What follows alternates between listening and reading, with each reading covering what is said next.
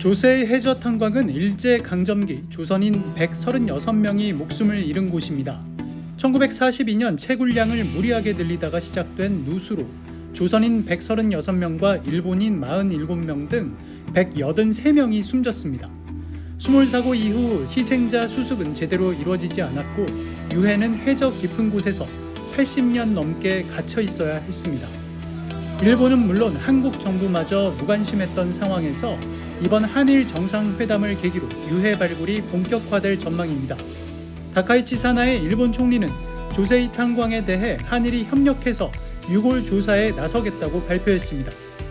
そして山口県宇部市の長生炭鉱にて発見されたご遺骨に関しては DNA 鑑定についての協力に向け日韓間の調整が進展していることを歓迎いたします。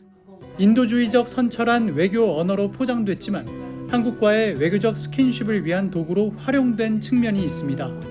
위성락 국가안보실장은 다카이치 총리가 먼저 제안해왔다고 밝혔습니다.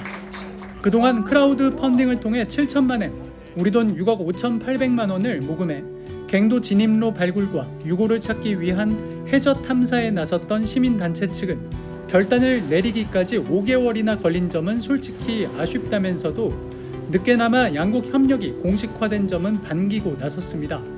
유골 한 조각이라도 나올 경우엔 일본 정부도 나설 수밖에 없을 것이라며 고군분투했는데 드디어 정부 지원과 한일 협력 등의 물꼬가 트였다고 볼 수 있기 때문입니다. 今後遺骨収容という事業に向けての日本政府をどうそこに関わっていただくのかということまた時間がちょっとかかるかもしれませんけども民間任せ市民任せでいいのかっていうそうした議論は必ずですね政府に届くというふうに思っていますので 현재까지 시민단체가 수몰자 후손들을 통해 파악한 DNA 대조군은 84명 뿐입니다.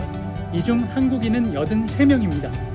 이 때문에 나머지 100여 명의 유가족을 통한 DNA 확보도 향후 유골을 수습한 이후 신원 파악을 위해 필요한 절차가 됩니다.